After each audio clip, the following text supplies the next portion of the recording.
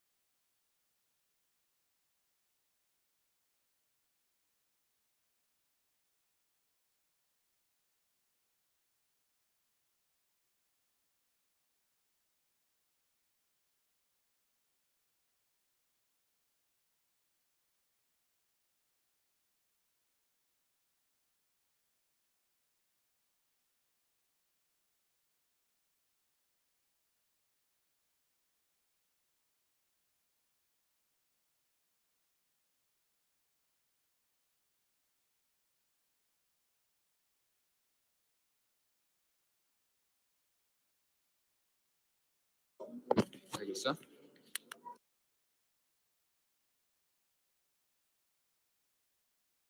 Can do this.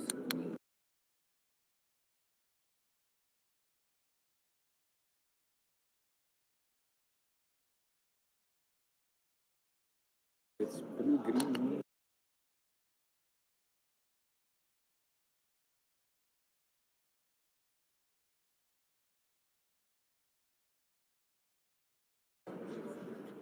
Okay, hi guys. Hi everyone. Hi Abel. So we're just waiting on some people and the students to settle in. Just give us maybe 5 minutes, but like in the meantime, we can talk about you. How are things going? And I'm Galila. In case you don't know, I'm from G4, and also I'm head of education for G5 right now. So you can hear me, right? I'm audible. Yeah, I can definitely hear. Yeah. I'm sorry, but you were breaking up a little. Can you hear me? Yes, now I can hear you. Okay. I say very nice to meet you. You said Galila, right? Yes, Galila. Awesome. Very happy to see you all.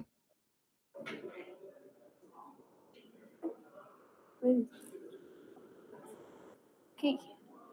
Um, okay, so I think Isaac is with us too. So Yes, Isaac, he can is. yes. Hi. So hi, how I are might you? not be around for long. I'm good. Thank you very much, Kadila. How are you doing? I'm very good. Yeah, I'm very good too. So we have that in common.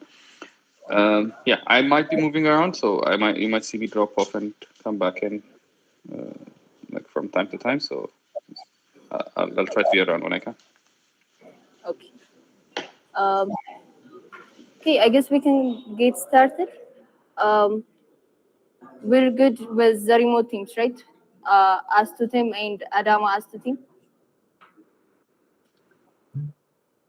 Can you guys hear me? You broke off, and I think you're back now. Okay. So you can hear me now. Okay. Yeah, Let's I get think so. started. Okay. I think. Do you guys know who these guys are, by the way? Anyone? No. Okay. Abil, can we start with the introductions? Maybe tell us something Yes, about yourself. for sure. So,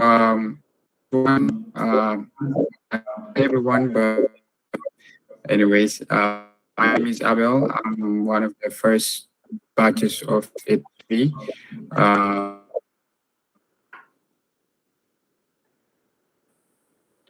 Opportunity to get an internship, like one of the first 3 people who got in Amsterdam.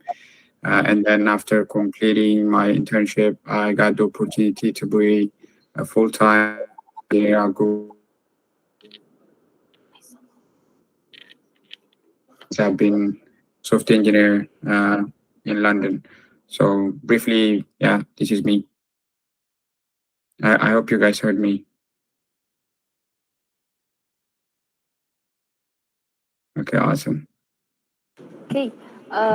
Isaac, are you still with us? Let's continue with you.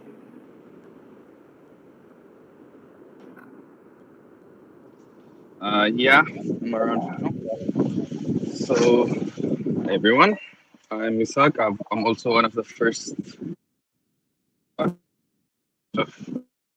in A2SV.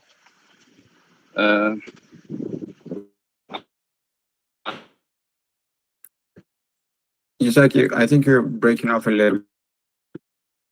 Because I was just recently in A2SV as well. So, yeah.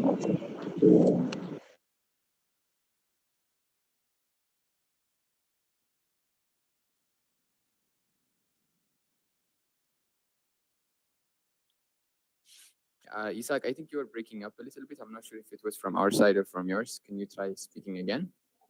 It's from his side. I didn't hear him as well. All right. Okay. I think it's because he's on the move. I'm not really. Yeah. Maybe Is like it any better? Yes, Isaac, we can hear you, but you are breaking up. I think because of the internet connection.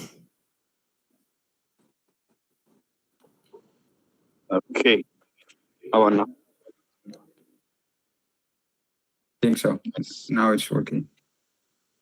I'll just recap quickly. All I said is that my name is Isaac. I was also part of the first batch of students, but I've also been back in HSV for a while now, I guess, until about 2 months ago. I'm currently working as a site reliability You're engineer. breaking off again. Oh, come on. I don't know what to do about this. Are you in the queue or something? Okay, I think he's really. Okay, I think he left, right? He left the meeting. Yeah, I think you probably.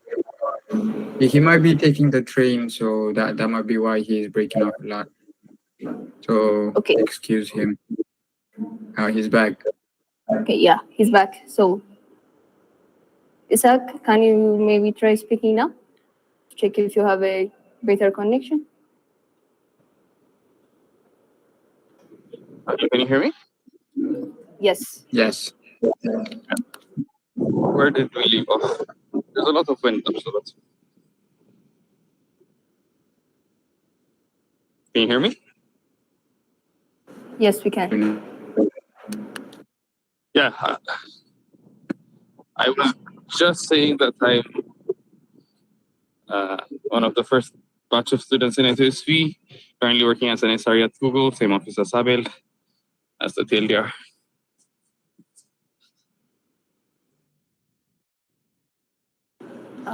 Okay, that wasn't very clear either, Isaac, but like, did you guys catch some of it? Like, anyone from here? You guys didn't hear him? I can summarize for him. So he said he's one of the first. Yeah, he said he's one of the first really, and we work in the same office.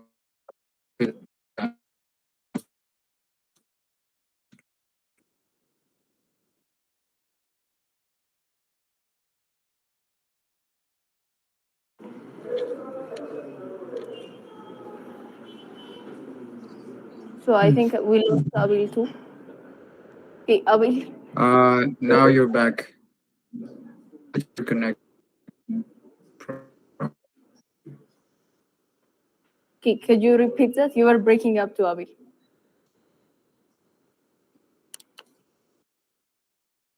Can you hear me? Yes, now we can. Okay. I think it was your connection. I'm not sure if it's mine.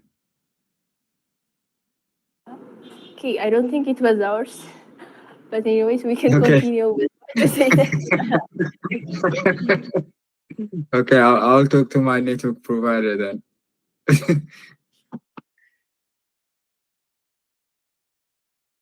I think what Yisak said was he was part of G12, the first batch of A2SV, and he was So like we're having internet connection issue. We're trying to find Okay. a reliable Wi-Fi router.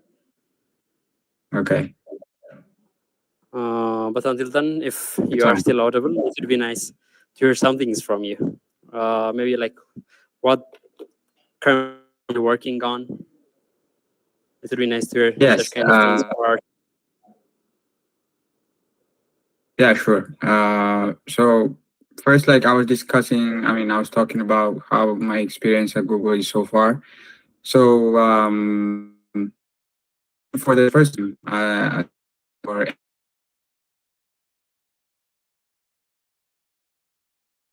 use the tools that they use, it's a whole new environment.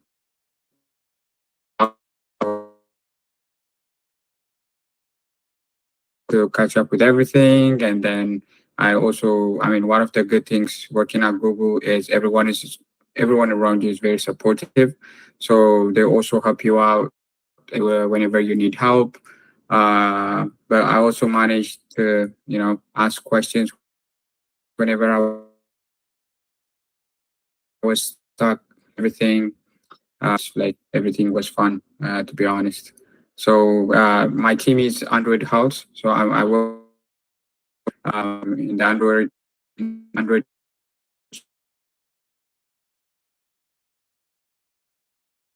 If you guys have Android phones, probably most of you does. And if you're Android version of 14, if and type Health Connect, you'll see a module in the Android framework called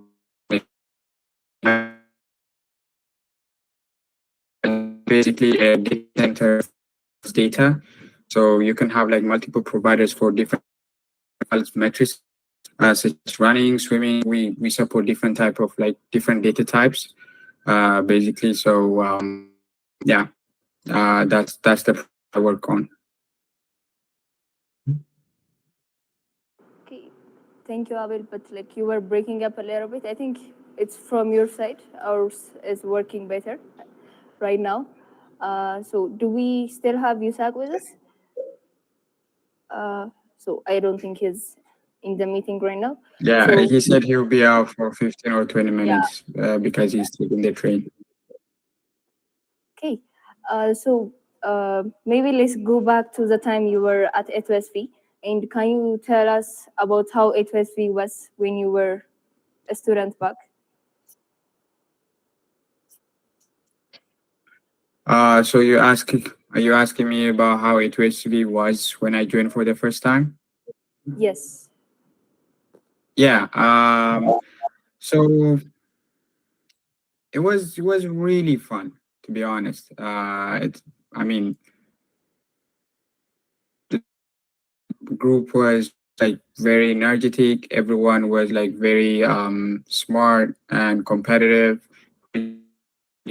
Me to use my, like, which helped me a lot there a bit, Abil. a lot of enough again.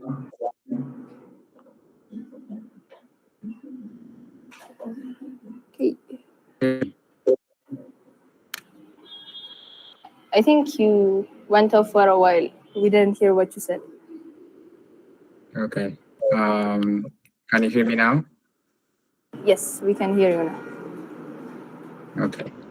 So what I said was, when when I joined A2SV for the first time, everyone was active. As you guys notice from you, like everyone's competitive, which really helps you, which helps to bring the best out of yourself when it comes to trying a lot of new things.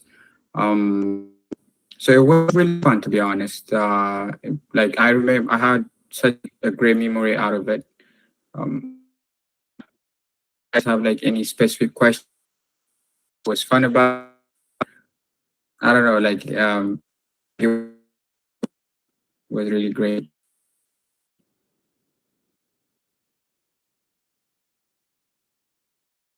You can still hear me, right?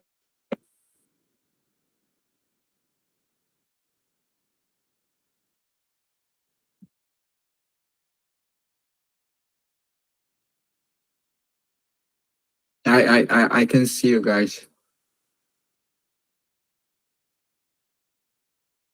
but I cannot hear you. Oh, I'm sorry. My mic was muted. My bad. Yeah. So I was just saying we have like a lot of students right now. We have 8 groups, actually 9 groups in total right now, and that's Yeah. like a whole lot more than what you guys were. And we're trying to create that team spirit. I guess you guys were not that much, and everybody knew each other, right? So you Yeah. guys had Yeah. that team spirit.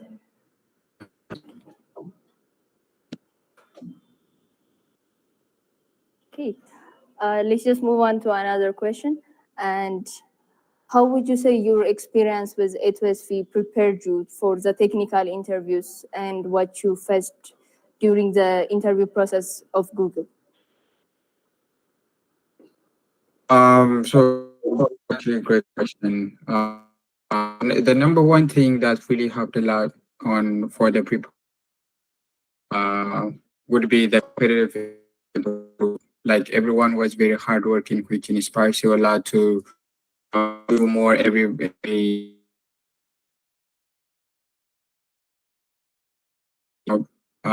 die hard worker. So I'm that's sorry, Abil. a lot Broke. to push. Abil, can you hear me? I'm breaking up again. Yeah, Yeah. yeah. Okay. So what I was saying was everyone was a very hardworking. Like the team Sorry, Abel. is Hello, Abel. You're breaking up a lot here. Like, can you maybe try turning off your camera? yeah, for sure. Okay. I'm pretty sure that it's not my though.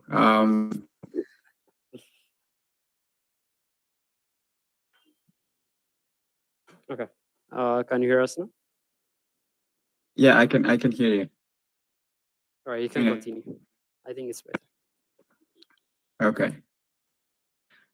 So what I was saying was everyone was very hardworking teammate, which inspires me like a lot day to day to even push harder and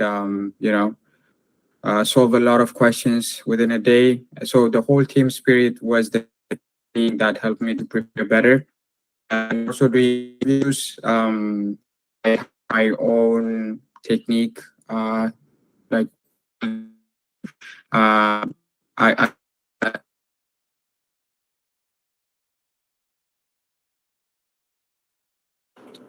at the same time.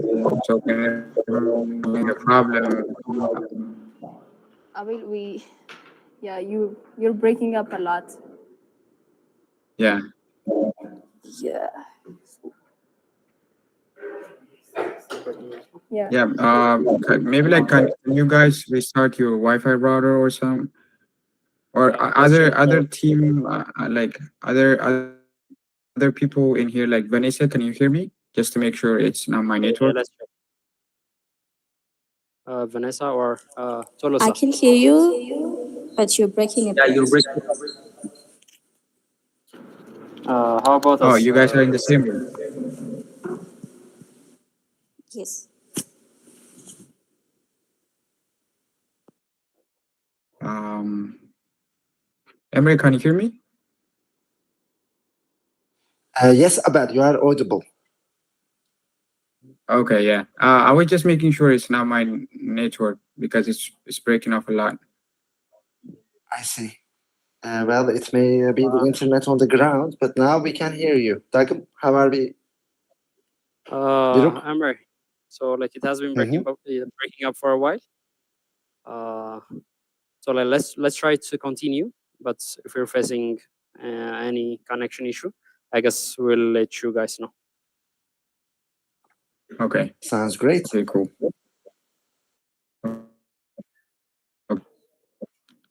Okay, the techniques that I used during my interview was I try not to think and speak at the same time. I listened to the questions very carefully first. I made sure that I understood the question properly. First, I asked like a lot of questions that were not seem clear to me so that like it can help me identify the edge cases as well. And then I asked my interviewer to give me 2 minutes to think about it. And then after the 2 minutes, I always updated my interviewer so that like they have visibility over my thought process. And then after I'm fully comfortable with my solution, then I proceeded to like solving it and explaining it to my interviewer. And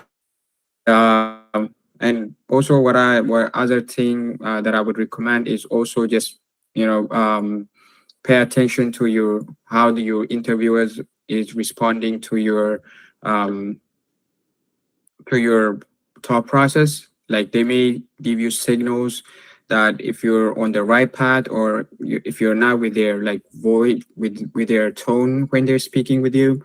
So I would say like pay attention to how they're reacting back to your explanation and also thought process. That helps a lot in identifying if you're on the right path or not. And and take a deep breath as well before starting. It usually helps me a lot. But yeah, I mean this would be the tips that I would say were really helpful during my interview process. Thank you, Abel. That was really helpful.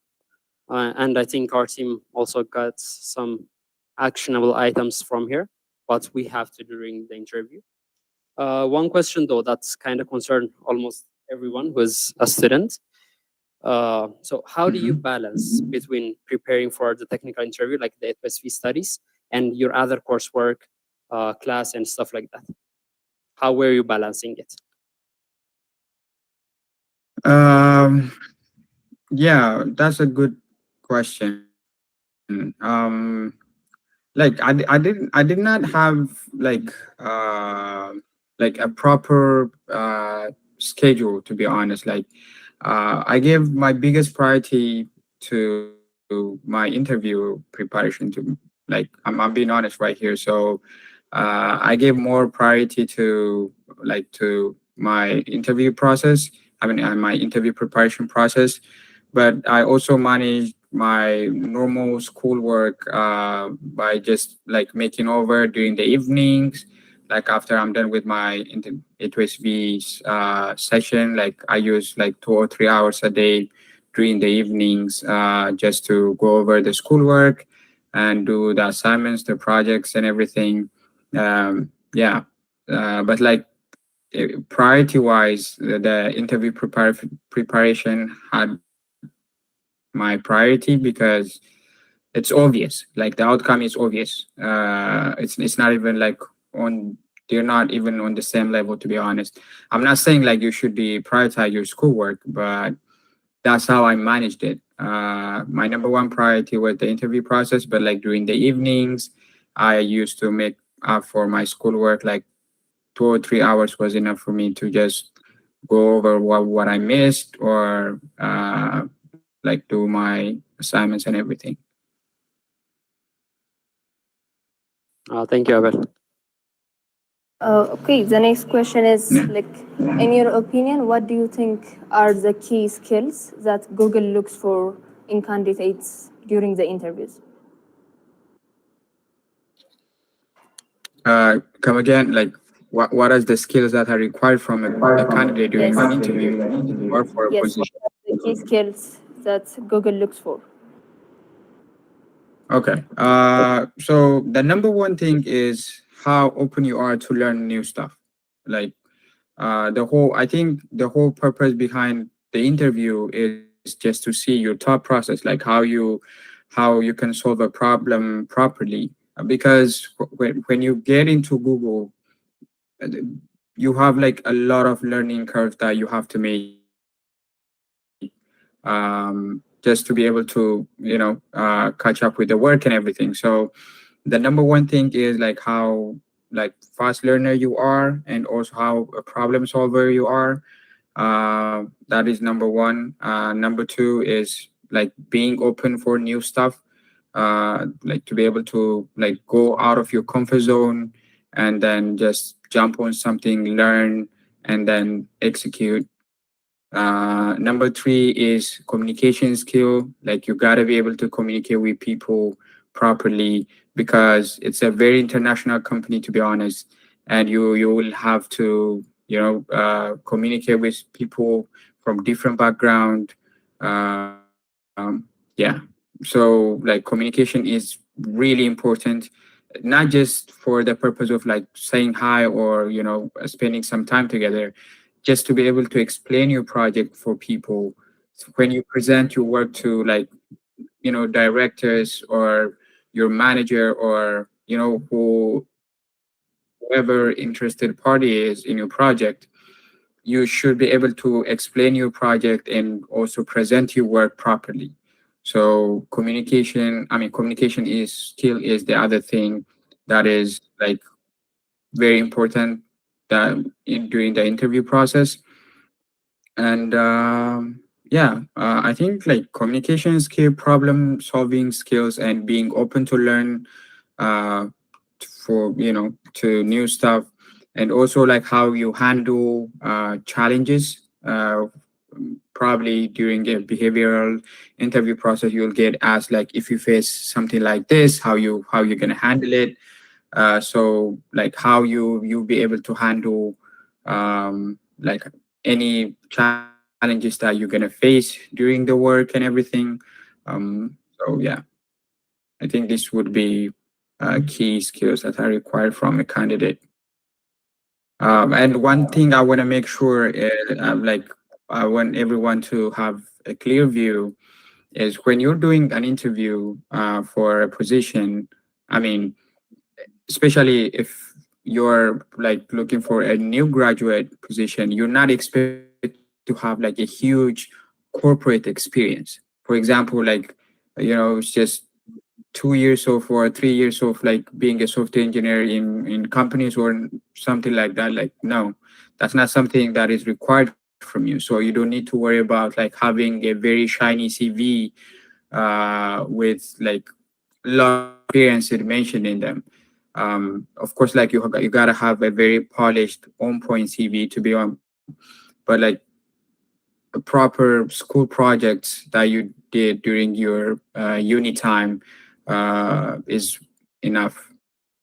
So you don't need to worry about like having corporate experience to be able to qualify for a position. The main thing that they want to see is how fast learner you are, how open you are to learn new stuff, how your problem solving skills. Because the problem that we face here, they're a bit different from the one that you guys are used to. I mean, we were used to in the outside world. These they're very interesting. And yeah, so basically how good you are when solving problems, and your communication skills, as I said. So yeah. Okay. So you just mentioned very interesting topics. So more of they're looking for your potential instead of what you've done previously, since you are just starting on your Exactly. career. Okay, I see. And about the resume that you've just mentioned, so what are like the key things that students should look for, like, or should put on their resume in order to stand out and to get interviews with Google and to even have a chance Yeah. to get a project match?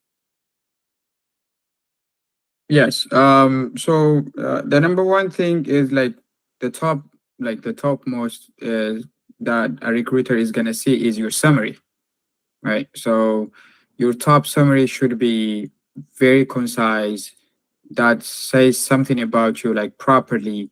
It's not something vague or just general thing. It has to be like very concise, but like say something about you. So I would say put a proper summary on the top, like that could catch the eye of the recruiter, like to be interested in you. So summary is very important. The top summary, your education properly noted, like what kind of courses you took, like especially the one that are related to problem solving, like algorithm data structures and everything. And then the school projects that you did, like what I mean, when you mentioned that, just summarize like what the project was about, what your specific role is in, was that in, I mean, like, what was your specific role during that project? Um, I think that would make that would give the recruiter like why you did it during like every project that you mentioned on the CV. And yeah, I think if you put this like properly in your CV, it would be very important. Okay, perfect. Do we have any other question on resumes before we move on to some different question? So there is one generalization I want to make, team. Like Abel, you referred to the school project, but just to be clear, like this would include personal projects, A2SV projects as well, right? So this is more of development Yes, experience that exactly. you have, Yeah. not necessarily Yeah. only school projects. Yes, Mhm. exactly. Yeah, for sure. Thank you, Abel, and thanks for I mean, actually like, underlining the part that. was, Please go I ahead. mean, yeah. Yeah, please go ahead, Abel. Yeah, so I mean the reason why the reason why I keep mentioning school project was that's probably one of the major thing that we do during university.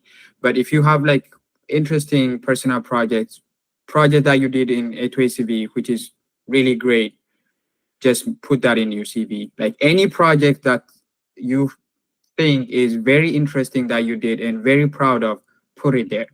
And as I say, like when you put it, just mention like what's the project about, like in a concise way, and what was your specific role in that project. Okay, perfect. Because you cannot just say like, yeah, I did this, I participated in this project. Like you have to speak recruiter a signal like what kind of skills that you have, and yeah. Okay, thank you, Abel. So I think you also talked about challenges, right? You said that the recruiter want to see how you would handle challenges during the interviews. So based on this, were there any unexpected challenge that you faced during the interview with Google?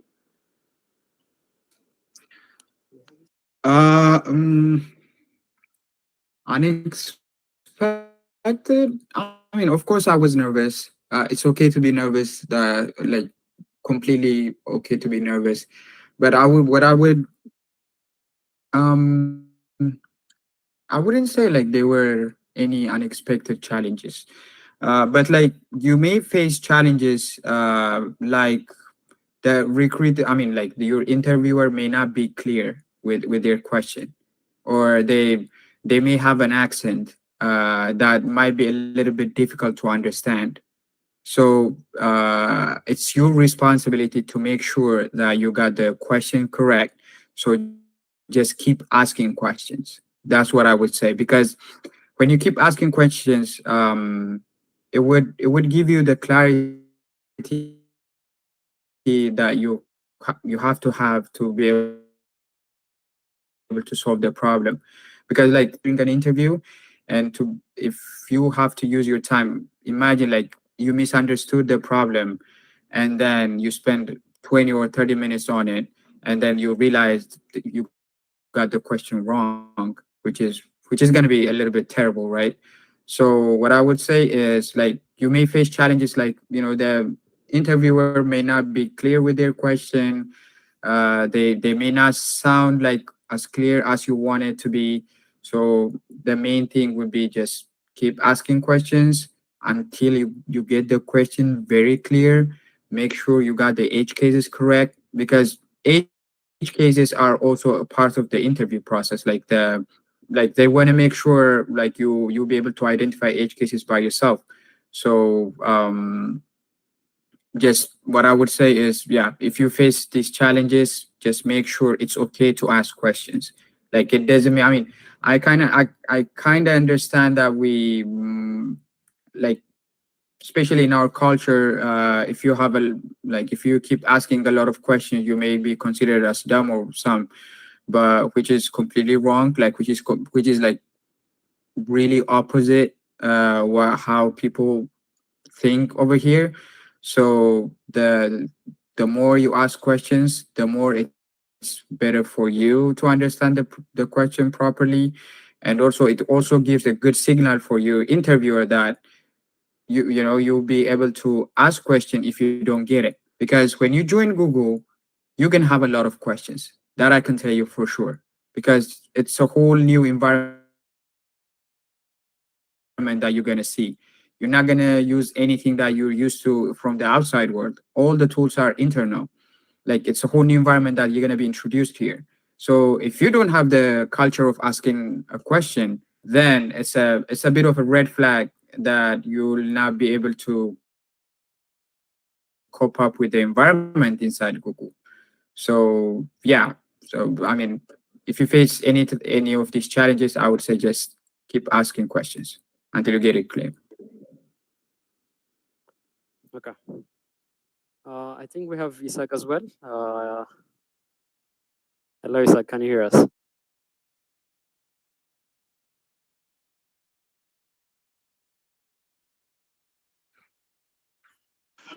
Hi, I can hear you. Can you hear me?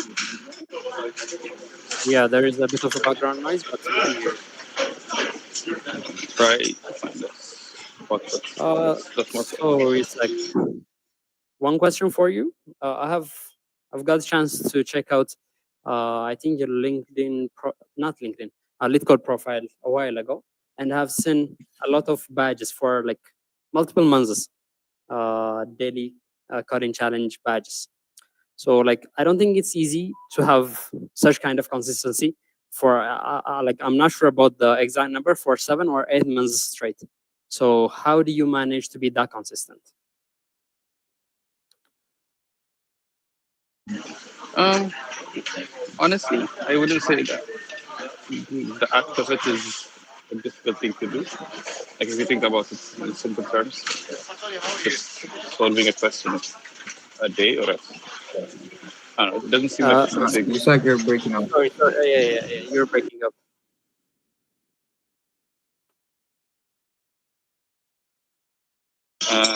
Can you hear me better?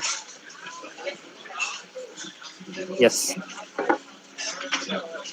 Yeah, I was just saying, like, I was just trying to highlight the fact that the act of it itself, the act of solving a problem a day, is not a very difficult thing. It's just a matter of do you like it enough to keep doing it for a long time? So, for me personally, it comes down to whether I like it or not. So, it's something I managed to find interesting. So, I managed to find the challenges of just going in there, solving a problem and leaving. Sorry, Fun Isaac, at the time. but I'm not sure if like we're hearing you clearly. Maybe like people on the meeting, can you hear Isaac clearly? Maybe Abel. Yeah, I think it's probably okay. Yeah, Do you hear me? Abel? yeah, he's also breaking off from us. Yeah, I can hear you, but like you break off like in the middle. Not sure. I thought Google I don't had know a where very that's good up. internet. Apparently, Ah, what's up? it's, I guess. Is this better now? You're making a little bad, man. Tell that to the guest talking.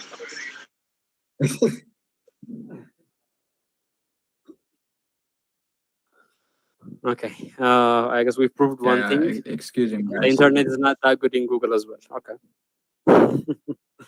Just kidding. I would not say that. I said just kidding. Okay. I Yeah, guess. you better be if you want to get in. All right. Like, let's give a chance for our students in the 3 schools to ask some questions, and I'll be asking one final question, and we can wrap this up. Okay. So, guys, Sure. questions.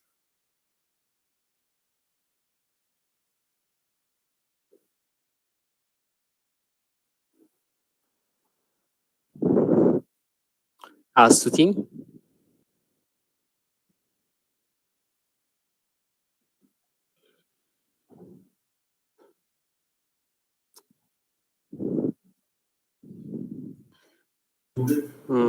Hello, guys.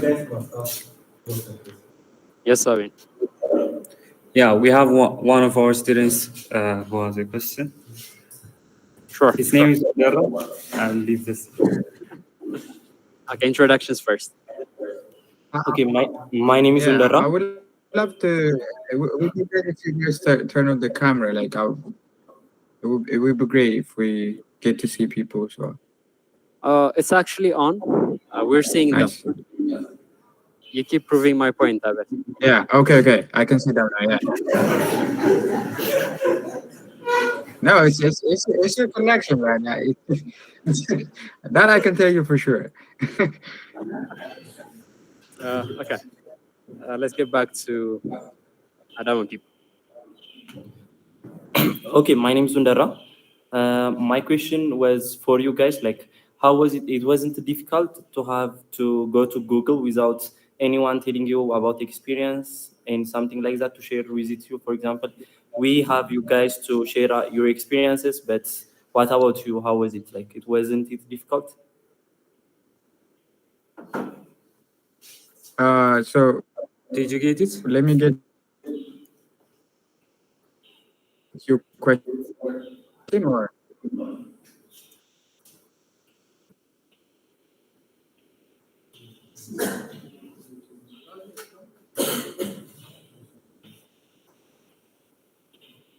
Abel, did you say something? We did not catch that.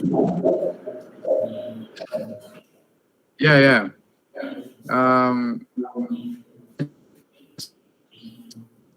Like I didn't.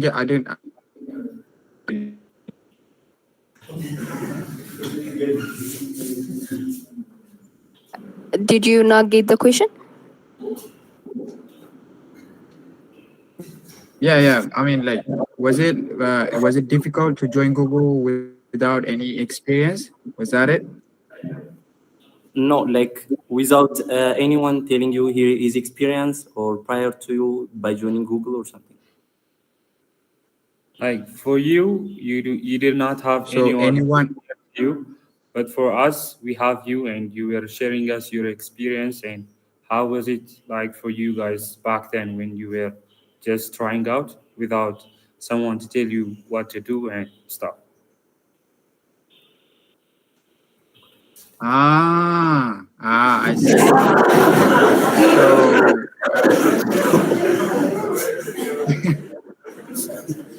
oh wait. So yeah, let me rephrase the question. So, So you're saying like we didn't have anyone to ask like this. So how did we manage to prepare for the interview without having anyone to just ask and learn? Right? Yeah, pretty much it.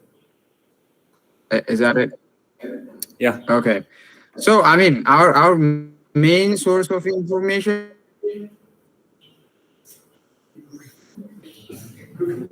inspiration, like we working at like different prop tech companies. I used to ask him how is it like there, what was expected from us. I learned a lot from him. So we did. Isaac is saying he would slightly disagree. We have some mock interviews. Yes, true. We also like, as he said, we also had like mock interview with Google.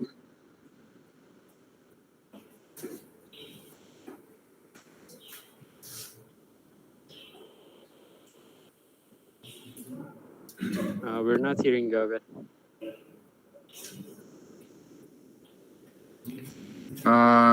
You can hear me? Yeah, Can you hear me we're now? back. Yeah. Okay, so what I was saying, we also had like, as Isaac said, mock interviews with Googlers that he helped us set up with, and yeah, we used to ask them the same question that you guys are asking now and learn a lot from them.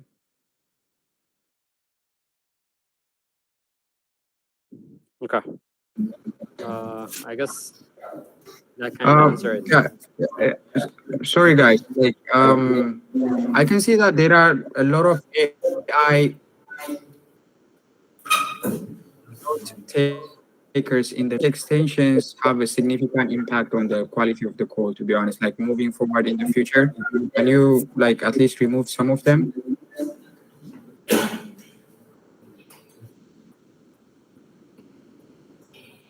The AI note takers?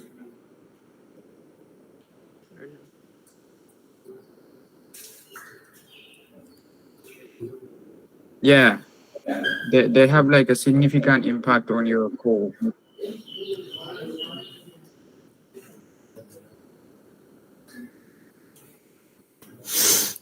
Yeah, I think we've removed all of them.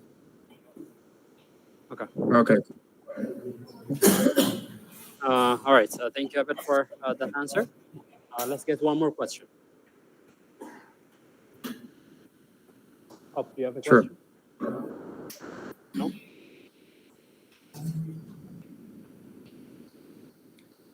So like, there are some of our students who are going to be joining Google this summer, and among them, one is Ananya, is about to join Google, and I think he could have some questions.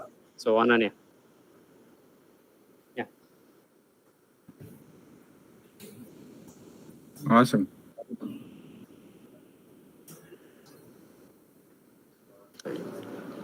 Did not plan on asking any questions, but yeah, I think I have one. So the project I got mashed on is quite complex. So during your matching phase, how did you manage, learning about the project and stuff like that? Wait. You broke off a little bit. So you said you got matched with a complex project? Yes, a very complex project. How did you know it was like having started working on it? What was? I think he's asking you How did you know it was really complex without starting, working on it? Okay. Well, basically, I read the documentation they sent me, and also there was a whole description of the entire project and the skill sets needed, and it's quite diverse compared to the other projects I have made in the past. Obviously, it's Google, But yeah, Okay. that's pretty much it. Yeah. Uh, so the reason why I asked you is like it may seem like because in the technology world we use a lot of um, fancy words and that might seem like really complex when you see them from far. But trust me, like you'll be fine. Like as I say, like make sure to ask questions. I mean, you're really expected to ask a lot of questions as an intern. You're gonna have a very supportive team, hopefully. I mean, like that's usually the case. So just I would say just don't worry about it. Just make sure you relax and have a clear mind. Don't panic. I mean,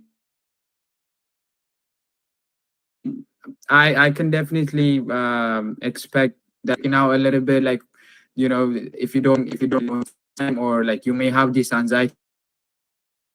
Fine, don't worry about it. Just questions whenever you process. Yeah, Isaac. I think Isaac has things to add. Yeah, let's give this a shot if it works this time. Can you hear me?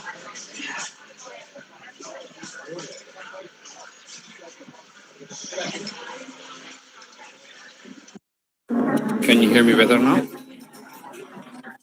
Yes. Yeah, I can. What's that? I can hear. I can hear. We can hear you as well. Just wanted to quickly say, add one point to that, which is one thing I'm learning recently, especially, is you need to learn to be okay with not knowing everything. So, as an You're SRE breaking up a little especially, I bit. think. What's that? Sorry.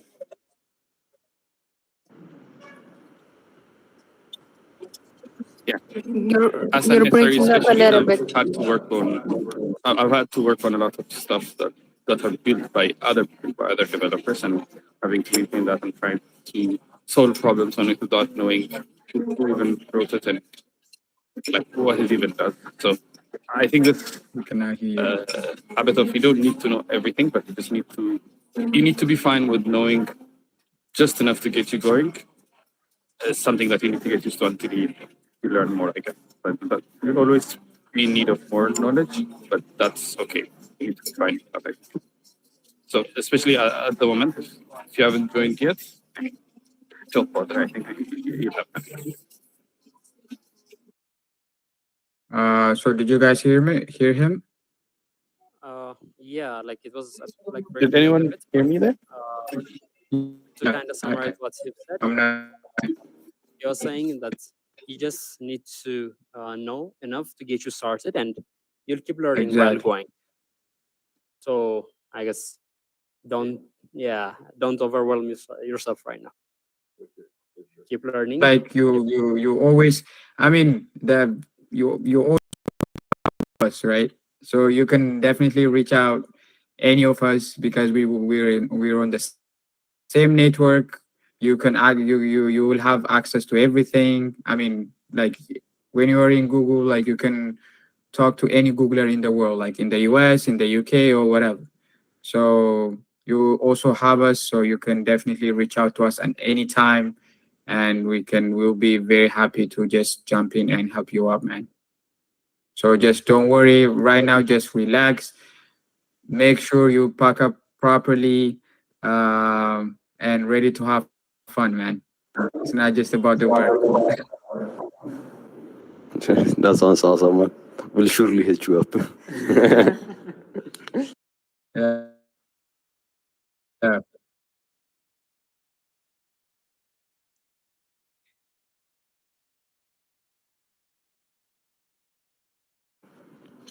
No, he thought it was gonna be complicated. I guess I will just answered it for you. Come on, bye. Yeah. Yes, so I thought it was gonna be complicated. Yes. That's sure it. All right. Thank you, Ananya. Any other question? If not, I would like to ask both of our guests here, our alumni, one question, and we can finish our experience session here. So, and that question is, what was the most memorable thing you guys have done in A2SV? Something that you still remember. What was what? What was the Most memorable thing that you have done when you are in A2SV? during our A2SV sessions? Students. Yeah. Um, oh, we did a lot. But I think, I mean, one of the things that I really enjoyed during my time was our moonwalks. So we used to do this thing called moonwalks when it's our session was about to end. So each of us would be matched with like random people from our team. Like it was people get matched randomly, and we used to have walks around the um, walk around like the unit grounds, and then just talk, get to know each other, have fun while walking. So yeah, um, I think that was one of like the beautiful memories that I have from my group. Thank you, Abel. Maybe Isaac.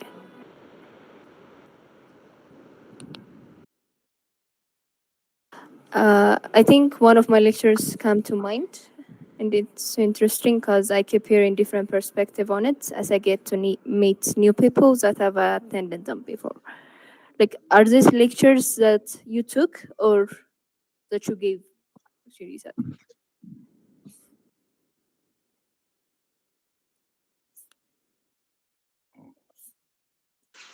One second.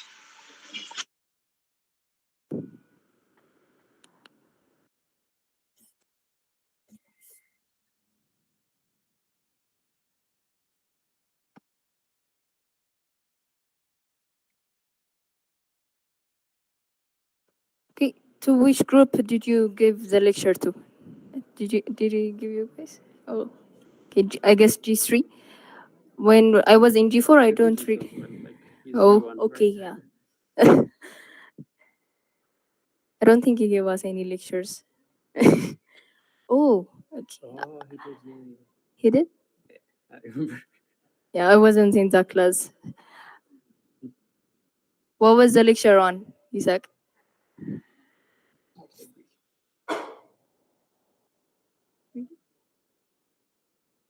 DP. Oh, yeah, that must have been a fun lecture, to be honest.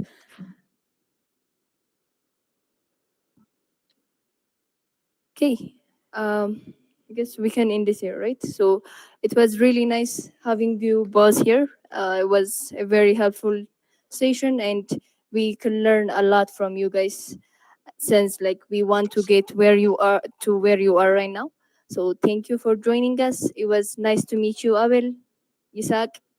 I think we already know each other, so have fun in Google. It was really nice. Yeah, thank you. Yeah, thank you so much for having us, guys. Wish you best of luck Thank you for being here, guys. Have a nice time. Bye. for all of. But yeah, okay. See you guys. Thank you, guys. See you.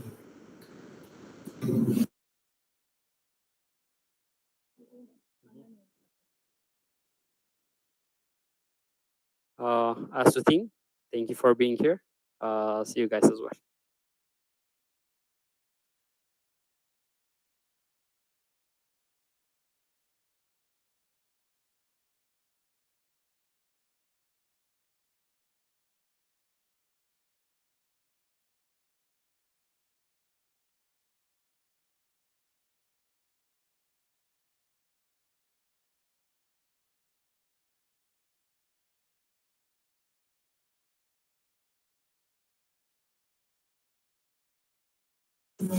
Hello, Brooke.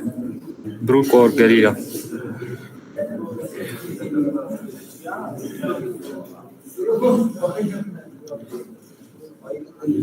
Hello, Abin.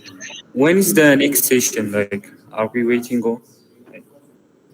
I hope we will not have the situation that we had for Abdullah Idi.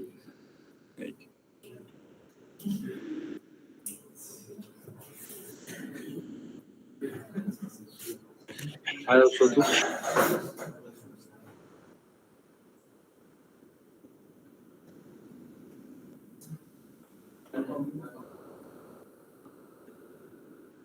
Brooke is writing on the chat. Abin. Hi, Brooke. Should I type in? Currently. Oh, he's in G4, so after that, it's our turn.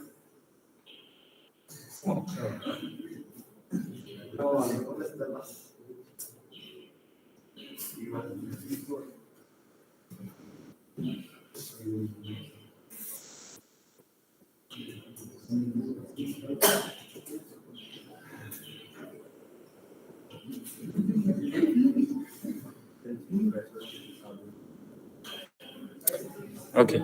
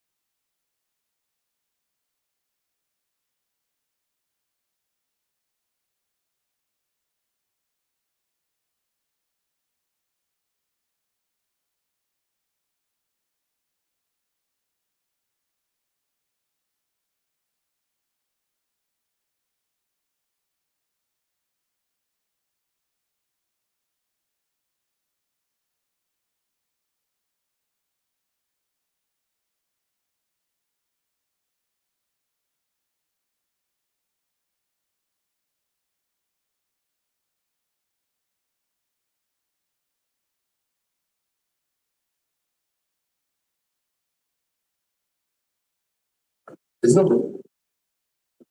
It's very little bit. It's either you're there, another high level, very personalized service, VVIP, in touch people, or you're here. Right? Thank you.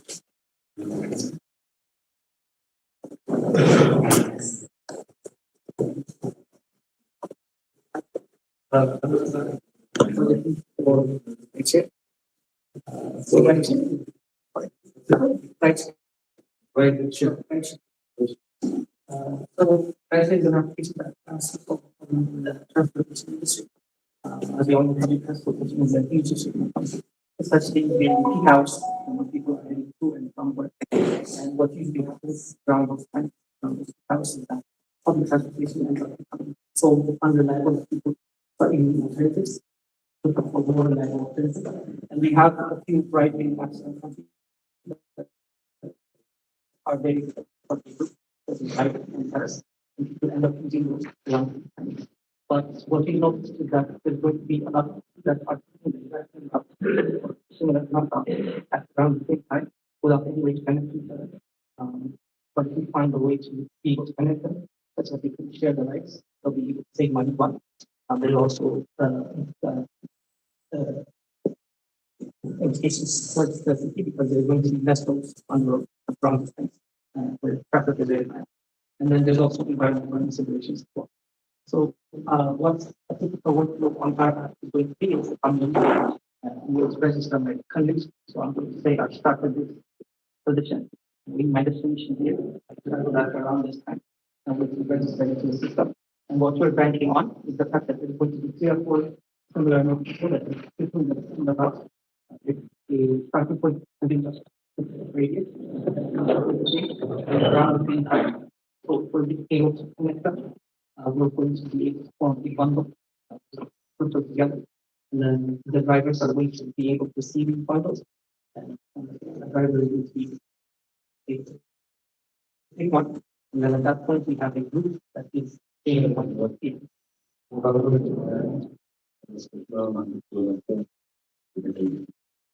And there's options to have like weekly, that's buy a bundle per week, a month, a quarter of a year. There's also one-time buys that I can look in. Well, it's different from the pricing I mentioned before. Those ones are immediate, when you're about to go. Right? But if you know you're commuting in advance, and if you know you're using it regularly, if you're able to book it in advance and wait for enough people to connect, then you'll be able to save that money. So yeah, that's basically problem solving.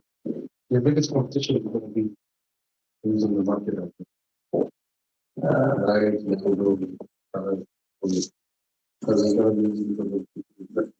Yeah, but it's also actually what I see is so especially what match because like one of them looking at and I just know is every company is just looking at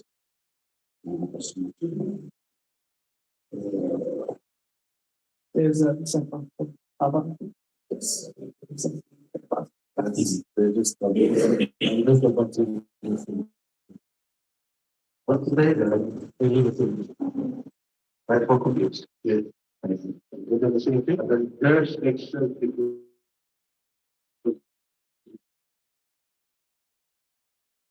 They're going to be.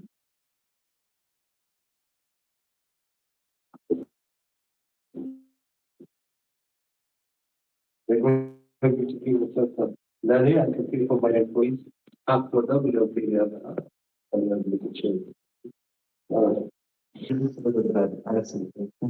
that's another part. They try to companies, not companies. That's good. It's very smart because going to the general public is like 5 strangers in a car.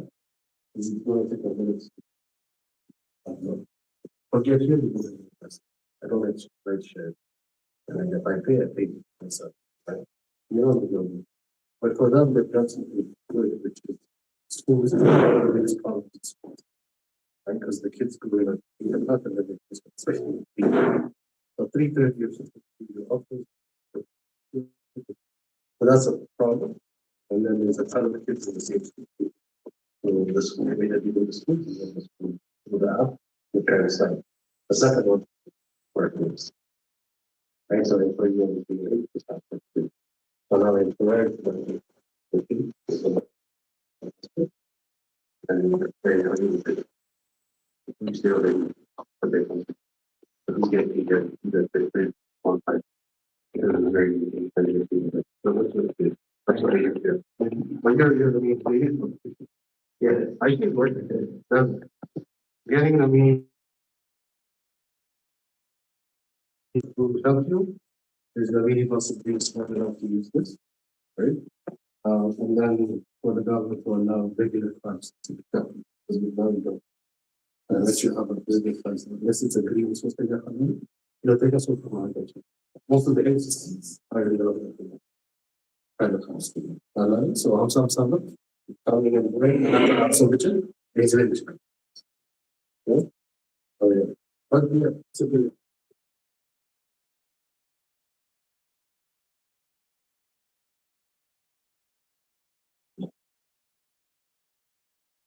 Yeah.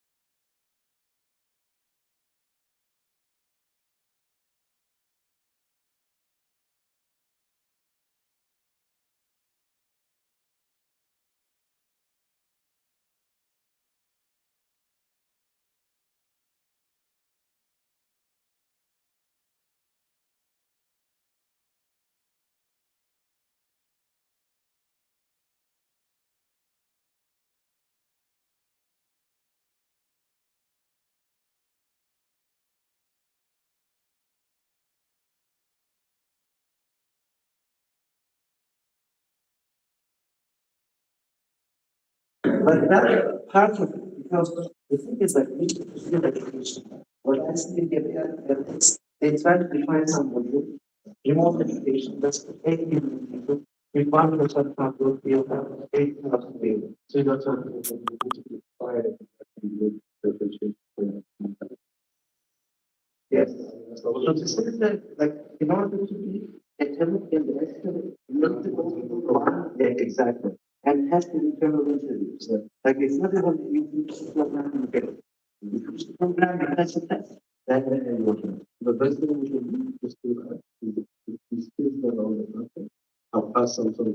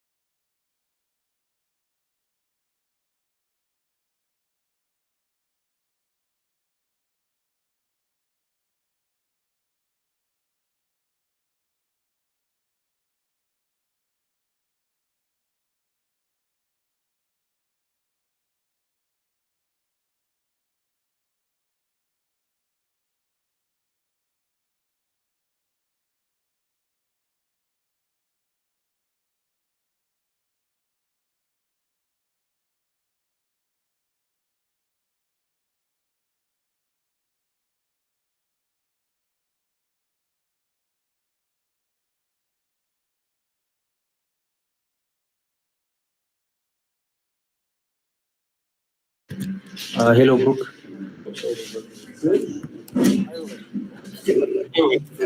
So is he going to take much time? I'm not sure. Maybe like in 20 minutes or so, he'll come upstairs. That's my estimation. Yeah, so most of the students here want to eat their lunch. So as you know, cafe has the time limit. So yeah. If we have to consider stipend, if the cafe time passed, we'll be giving them stipend. So don't worry. Nice. Okay, that's good.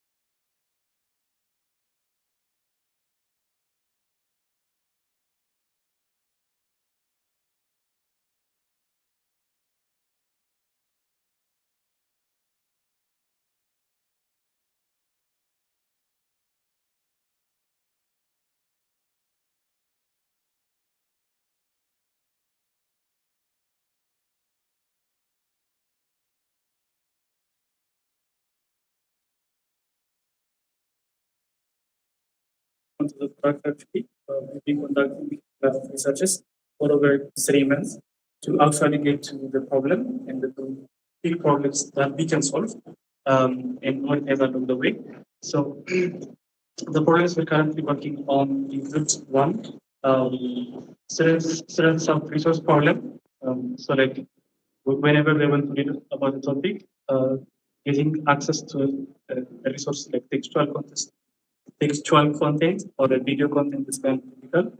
Besides that, after reading a content, so like they don't know if they know like that topic or that book is at the standard of the national exam through which they get tested with.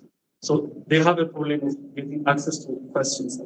So that's the first problem. The second problem is there's assistantship problem. So there's around 30 to 40 students in a class, and the teacher, like, if the teacher is going to teach one class, he's going to teach about 30 to 40 students. But like currently in Ethiopia, one teacher can teach over three classes, so it's gonna be even huge. And so getting assistantship is it is gonna be huge. So that's the second problem. The third problem is students have lack of motivation and the discipline to study consistently and hope for better results in the future. There are a lot of reasons for that, but we found that we could tackle these three problems and come.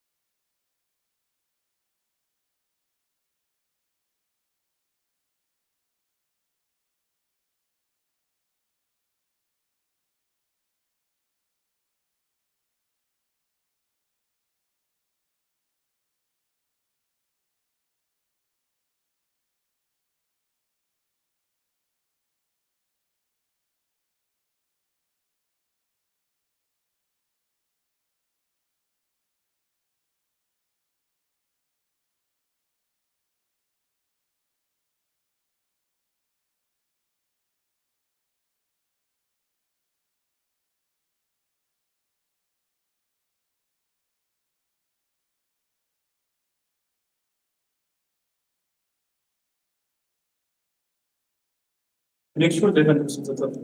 So that's the point. So besides that, we also have AI chatbots currently through which like they can interact and ask any topic, like anything they would like to ask and they get their answers. So we've trained it, we've actually fine-tuned it to know Ethiopian curriculum context. So like it will kind of help them a lot. Yes. So currently we're beta testing it. Like we're at the final stage of our beta testing and we're about to launch it within 2 or 3 weeks now. Yeah. So what would you recommend about launch? Because we haven't done it before. Like we believe our technical product is good enough to provide value and we see the retention in a decent portion of users, right? So we have about 400 users. We already shared it with 100 students that they share, and then they can refill it and then on the group. So that can refill the potential of the product. And how many people are using in a week now? So we run weekly contests on a weekly basis, and on average, around 10 students have been the contests on a weekly basis from the and on a daily basis, we have average of 20 users visiting our application. Check this out. This last part. Have you seen? Oh yeah. There's a couple. Step it with or to. So maybe probably. Yes. $60,000. Not bad. That's good. In terms of the launch, I think it should be a digital launch. And then do a press release, send it to the media. And make sure that the Ministry of Education, somebody knows about this. You don't want to. Yes. Let them hear about that early enough, that's true. Yeah. So just make sure legally you're allowed to do what you're doing. We're given the asset, it's clear. So you also want to make sure that you're legally. Yeah, definitely. Yeah. When you out to them, they don't make this. That's good. Thank you. Thank you.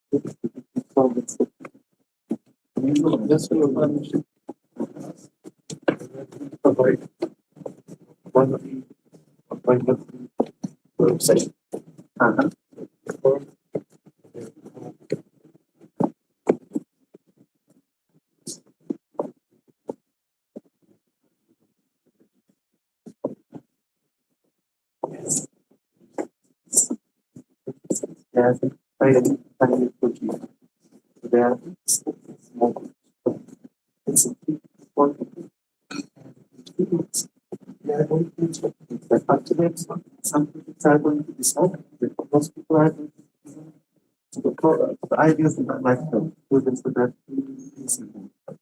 so I'm really let's see one by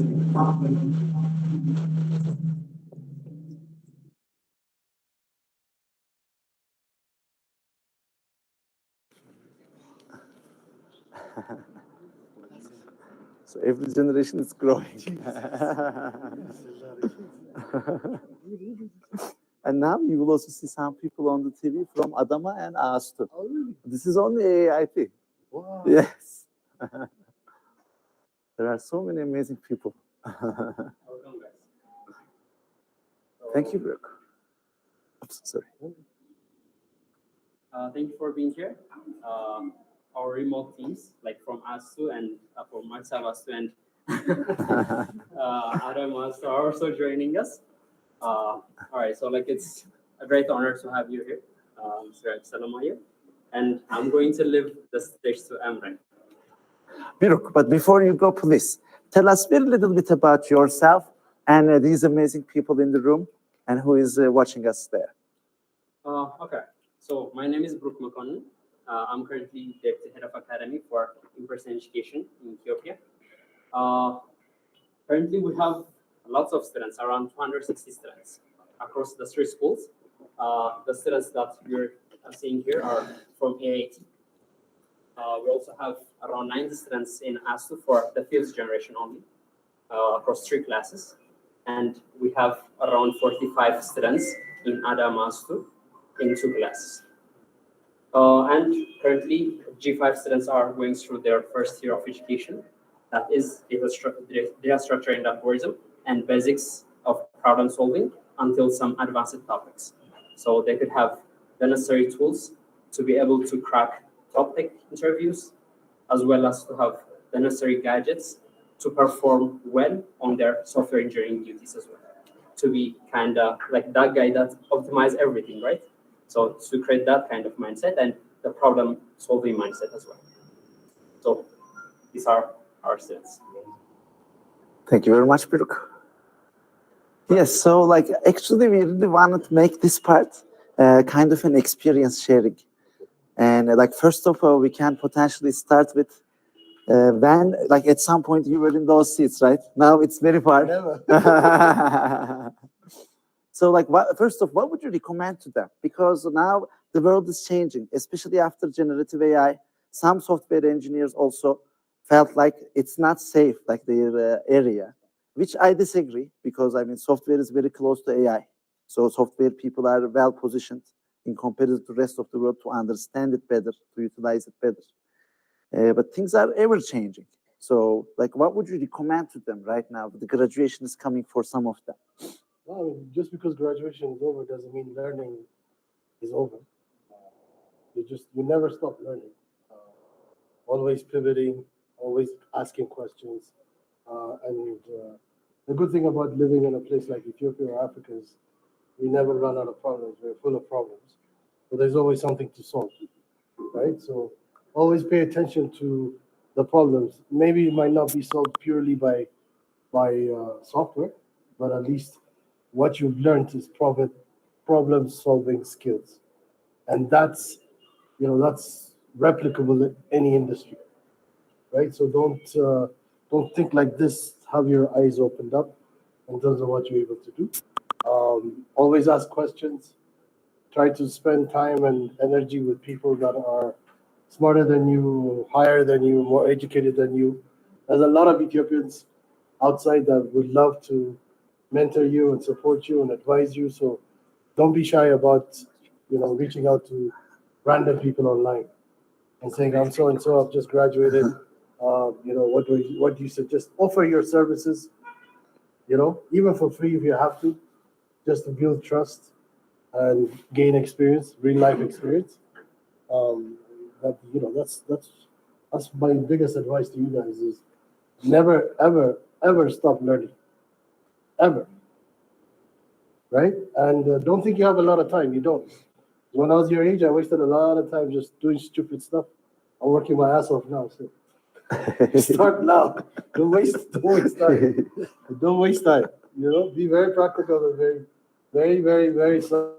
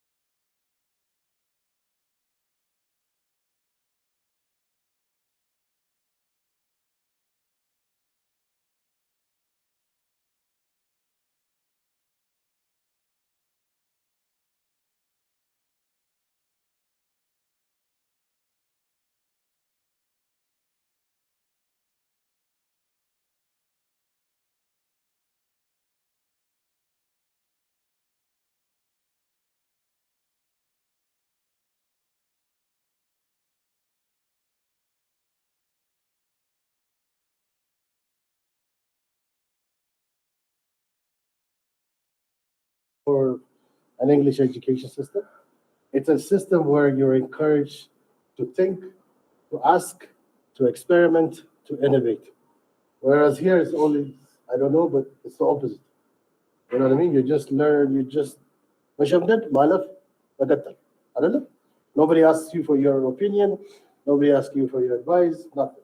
So the Kenyans are a lot ahead because of their education system. And the one thing that the English left them is a really good education system, even now. So that's what we're trying to catch up with. and it's easier to do business. People are more inclined to accept new ideas. And then technology-wise, everybody's on this. It's okay for them. They adapt to technology much faster, much quicker. And I don't mean like people that are driving in the city. I'm talking about, low-end people. Everybody uses. That's why M-Pesa took off first in Kenya than before anywhere else, because people, regardless of income group, regardless of geographical location, because they speak English, because they understand what's being sent to them, they're able to accept it and adopt it and use it. Yeah, I think what you get is that. Is the language is a major issue in terms of accepting technology. So one of the biggest challenges for you guys, even throughout the room, the one question I kept asking is, are you adapting whatever technology into local languages, right? Because we have 6 or 7 major languages in Ethiopia that ideally are huge populations. So Amharic, Oromiya, those two are like what, 75% of the population. We're talking about 40 million, 35 million people. That's a whole country somewhere else. Kenya has 55 million people, right? Tigrinya, Somali, Gambella, Afar, these are all languages that people, unless you give them content to use in their own language, they will never be able to adopt. You could build the best technology in the world. They don't know how to use it, they're not. Voice is going to be the king of technology usage in Ethiopia. Whoever cracks the voice aspect of technology here will win. That's the biggest challenge for you guys. Is if you're able to give people access to knowledge by using their voice and their own language, you will win. That's why we won with Kana. We just gave people the same content they're watching on Arab side, that's it. And I'm not gonna nothing, no uniqueness. I'm not a genius. I just give people the same thing they're watching, but in a language they can understand. Okay. Right? Yes. Japan, whew. Oh yeah. Very, very, very disciplined. Very disciplined. I think it's the culture is more or less like us. I don't know where we've lost it, honestly, because look in terms of respecting the elders and each other and being humble and all of that, the same. But they have a very disciplined work culture. So I mean, kids are taught from a very young age. Every single student cleans the classroom, the washroom, and the school every single day. Every single day, public and private schools, throughout. If you use it, you clean it. It comes from that. Like their work culture, time, like they respect time like it's the word of God, and the respect for work, and the respect for, if they say, I'm going to do this and it will be done by 9 a.m. Monday, it's done. There's no questions about it. There's no, is that for him to understand how we think and how we work, and for him, he expects that if somebody in government office says, come on Monday at 9 o'clock, we go and the guy's not there, he loses it.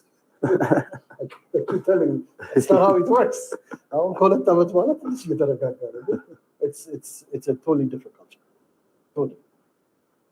Thank you. So the next question is about startups. When you are making investments, what kind of criteria do you use? I pray. No, for me now, what I'm looking for is something that can scale. Right?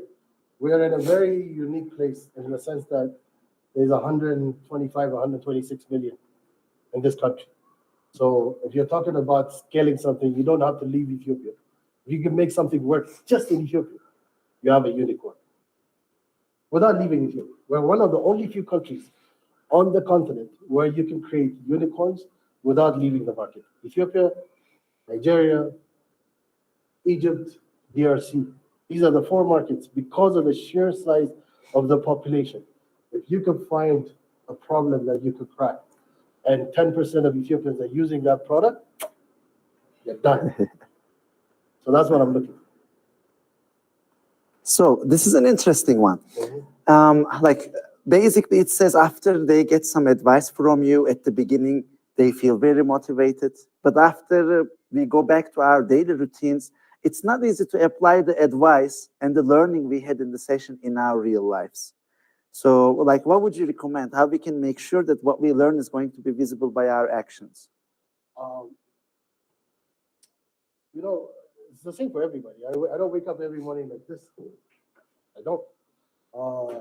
But you have to have a goal in life, right? And the way I always explain it is, when you went to school, you went kindergarten, and you knew, like, there was a sort of a direction that you had to go, whether you liked it or not, right? So life is the same.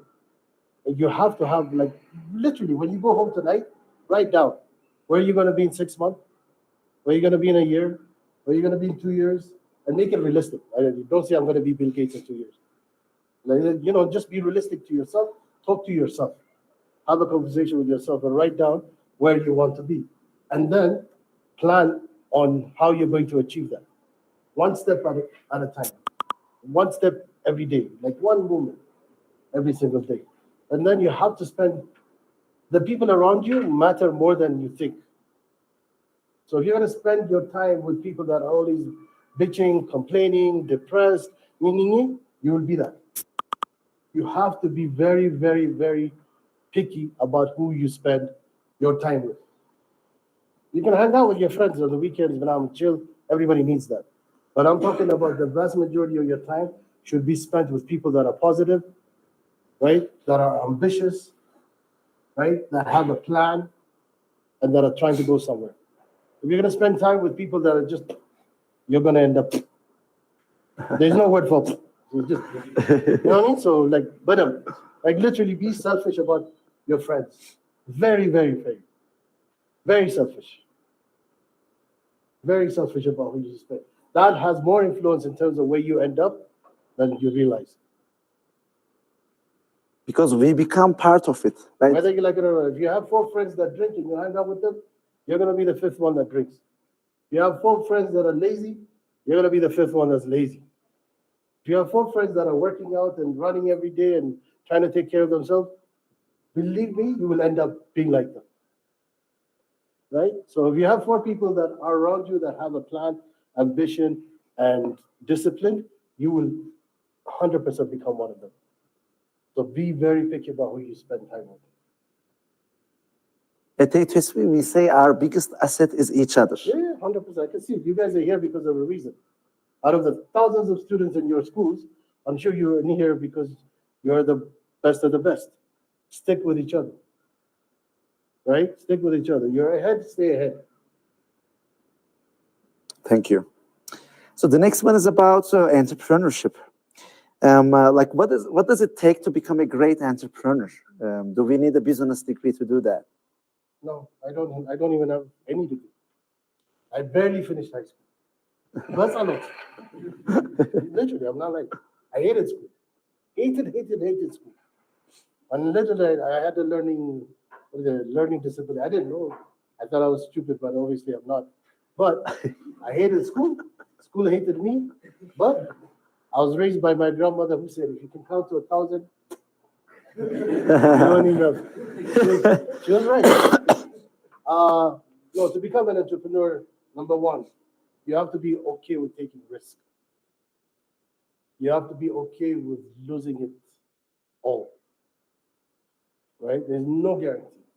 Because for me, I have, I don't know, in the office, there's 47, 48 people working. All of them, Mata hate a lot of them. And even Mata, but you have to think about how to pay them, how to pay the rent, how to pay the tax. It's not easy. The most stressful thing you could ever decide to be is an entrepreneur. Because you're alone. You're literally alone. You know what I mean? There's nothing like having a job and a paycheck at the end of the month. Salam. And if you don't have the stomach for stress or being depressed, you might start talking to yourself. There's a lot of stuff. Being an entrepreneur is not an easy thing. But if you can get it, if you have the passion to solving problems, if you have a passion for challenges, that's what you should become. And then I get bored easy, so being an entrepreneur is the best thing I could be. Because every day I'm dealing with something new. My life is different every single day. Today I'm here with you guys, tomorrow I'll be somewhere else. That was good. Thank you. So the next one is about turning points. So every business, maybe not every business, but many businesses, they have some turning points where probably the founders even thought of quitting. In your career, were there such turning points where it was close to give up, but you somehow kept going? And if so, how did you keep going? Ooh, there's a lot. There's a lot. I mean, and like I said, when you're an entrepreneur, you have to expect the unexpected. And this place is probably the hardest place to be an entrepreneur. The hardest place. Why, Willie? Honestly. Nagari mibalo kalmentu. If you think about it, it's like dirty. I don't know. Koshasha. Nagari. When I was growing up, Nagari was like, you're the worst of the worst. The kids that were like looked upon were the pilot, the captain, pilot, but doctor. Nagari is the worst. Which one of your parents ever said, I don't want you to do engineering, but I want you to be a business person? Nagari. Nagari would legit, no? You think you're button and nothing. Nobody, right? So you're picking something nobody likes. We don't respect business people in this country at all. The government doesn't respect us. The community doesn't respect us. Our families don't respect us. You're trying to be something that nobody wants you to be. But everybody needs something from us. We are the ones that take the risk. We're the ones that pay the tax. We're the ones that provide employment. You know what I mean? We're the ones that the backbone of this country. This is the Nagari. So, what was the question? I mean, you already gave the answer. Like the turning points, how did you keep going? No, I mean, if you have convinced yourself that you're going to fail, that you need to get up, you'll get up. So the way I look at it is, being an entrepreneur is like learning how to walk. You know, like a baby crawls, and then he'll hold something, stand up, crawl a little, fall, get up, crawl a little, fall. And then if you know what you're doing and you learn, you start running before you know it. So not every single business starts running right away. They all crawl. Like the first iPhone and the new iPhone will never be the same. They're not the same. Not all the features are the same. There's a lot of things to fix. So every business is that. You always have to innovate. You always have to improve. You're going to fail. And if you're gonna fail, do it fast, do it quickly, do it now. So you learn. Don't fail at my age. Fail at your age. Very true. So the last curated question we have is about time management. You mentioned how critical it is. Time is very important. And what would you recommend, like, especially for young people? Like, this is something that people figure in time as they get more life experience. Yeah. But how we can ace our game at an early age? Use technology. I use tech. Like, I don't even book. When he books lunch with me, I put it in here because I forget. So like my time, especially both my work time and my personal time is booked, because that's critical. Like I said, there's one thing that nobody can give you back is time. Right? So be very, very selfish with your time. I don't talk on the phone.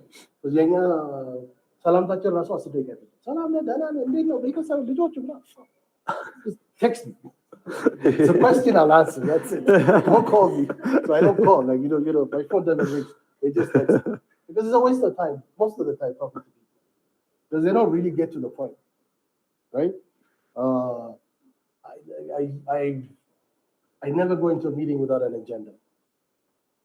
Right? It's like there's a lot of stuff that people talk about just to prove that they know they're smart. I don't need that. Just get it to the point. You could probably squeeze an hour meeting into 12 minutes. Because the other is just blah, blah, blah.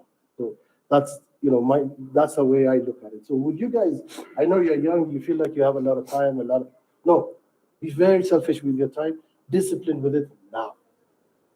Now. Personal time is personal time, and everybody needs it, right? Personal time, when I say either with your friends or your family, whatever, be selfish about that, because you need that personal time. Focus on it and make sure that you're actually adding and being productive every single day, right? And then, like I said, pick people that are not going to waste your time. Be very, very, very selfish about your environment, the people you spend time with, and the things you're working on. And don't try to do the same thing over and over again. If it doesn't work a couple of times, it ain't going to work. Pivot. You're lucky you're young enough to pivot.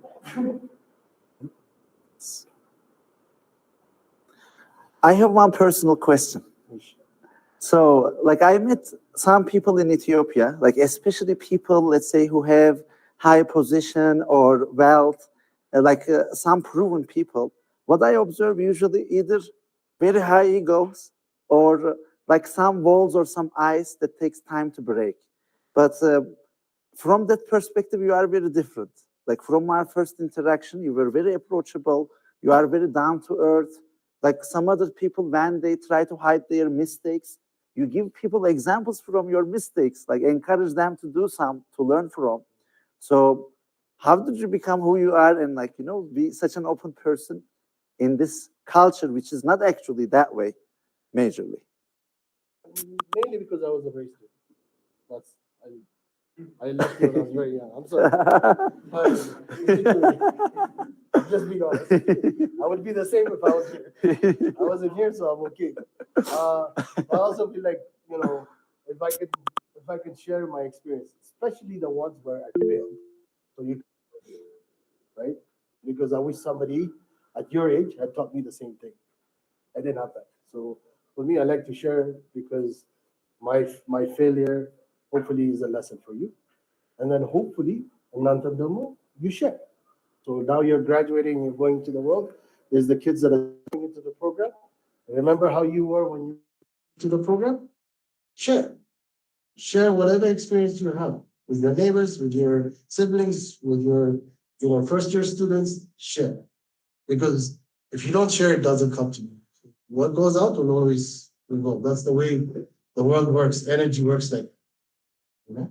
If you don't give, if you don't share, you'll never have. So please, let's share. Thank you. Team, do we have? Another question. Yes, please. So the big question is, how do you manage your time? And especially, how do you plan your day? And how should we react to procrastination in some sort of laziness?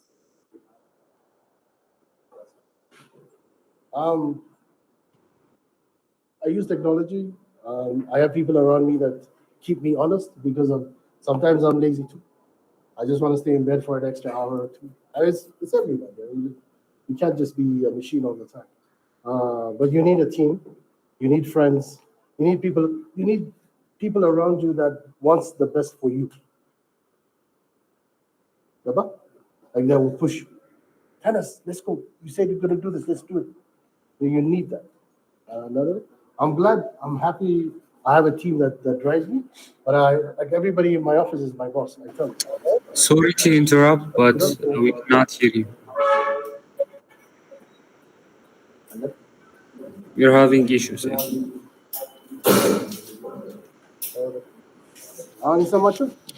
Emre's mic is fine, but our guest's mic is not that audible. Maybe we can replace. Yes. You can hear me now? Yeah, it's perfect. good. Okay. So I mean, it takes time to learn how to manage your time. It's like everything else. You have to practice at it. The reason why I started using software is because I would have two different people that do two different restaurants for lunch because I would forget. Like so I'm like, the only way I can be honest is now anytime somebody wants the meeting with me, I send them the link. Like, just book your time and you're, wherever. Makes it easy for me. And then I booked it so that Monday to Friday, there's days where I just book my own private time. Just rasi, with chai, or family time during the week. And then, so that's, yeah. Something along the line. There are different stuff at the university. So how do you manage them? Like, there are many, of course. How do you put your time and divide them? See how they're going. Like, how do you do this? So we have a WhatsApp group for every single one of them, right? And then we have a WhatsApp group for all of the CEOs, so we can support each other. For something new, there's a business competition that they need to be aware of, or some new regulation that they need to be aware of. I'll share it with everybody, right? And then, technology is a tool where we don't need to see each other face to face. I could, usually it's a small question. Usually, do you know this person? Can you put me in touch with? I don't manage any of the startups. And I have a minority stake in it because I don't want to own it. I want them to own it. So maximum, I'll take 20%, maybe 30%. Because if you take anything more than that, then it's your business, it's not theirs. And assume they'll be like, you're also good day. Another? So it's their business. I'm just here to support, advise, mentor, open doors, whatever. So we're partners in that regard. Good? Not so much.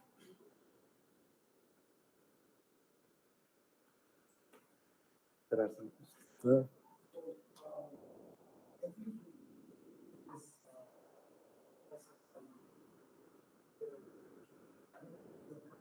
Louder, please. Okay. You can hear me now, right? Yeah. There.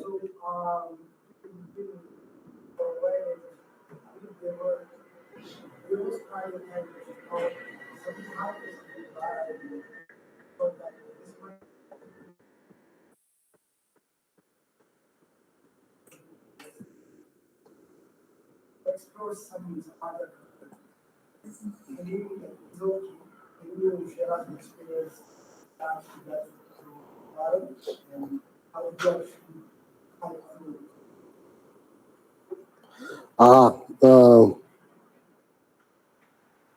Something that got me to the rock bottom. That's the question. I think having the wrong partner in one of my businesses was probably the rock bottom, where I had to buy back the shares that he had, and I didn't have the money.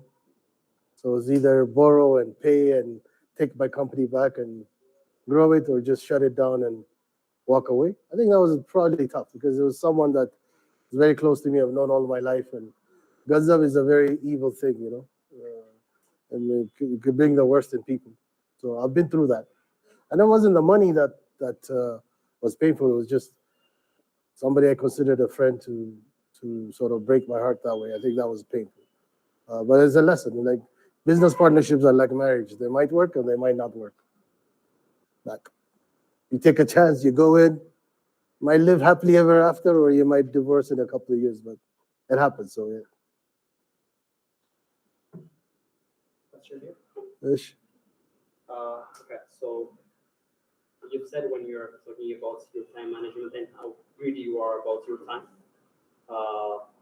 you never go to a meeting without an agenda. So what's the agenda today?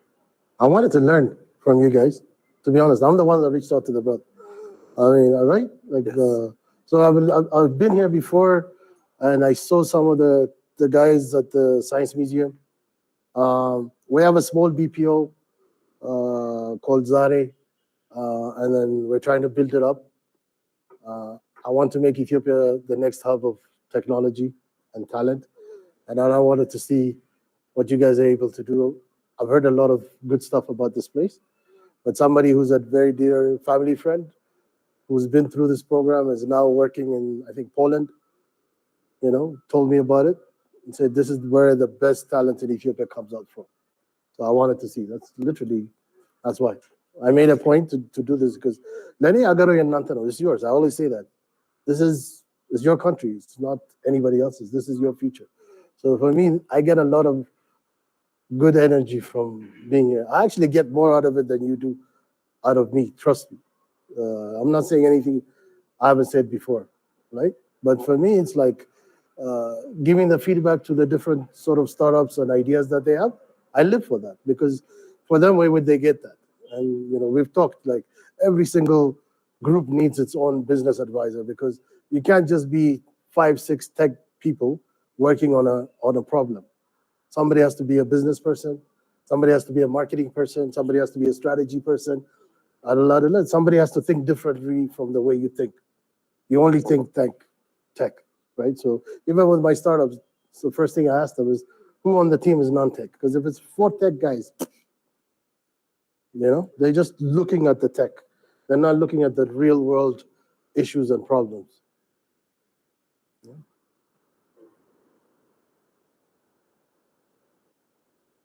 Okay.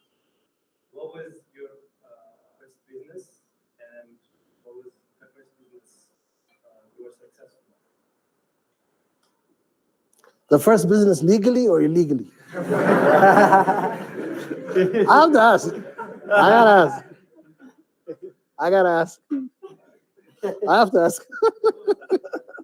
So, if you think about it, a business is where you're providing a product or a service for a fee, right? So, I'll give you this, you give you this, right? So, exchange. So, my first time that I sold anything, product or service, and got money was I convinced my mom that she didn't have to go to Gulli to buy, didn't banana, I'll grow it in the garden. So she used to pay me simuni or whatever. I had my little brother as my employee, number one. And he thought it was fun to just makot banana. So that was my first time that I sold carrots or whatever. But I grew up in an environment where I always saw transactions. My grandmother was a tajwid na parat. Kulle mata mata.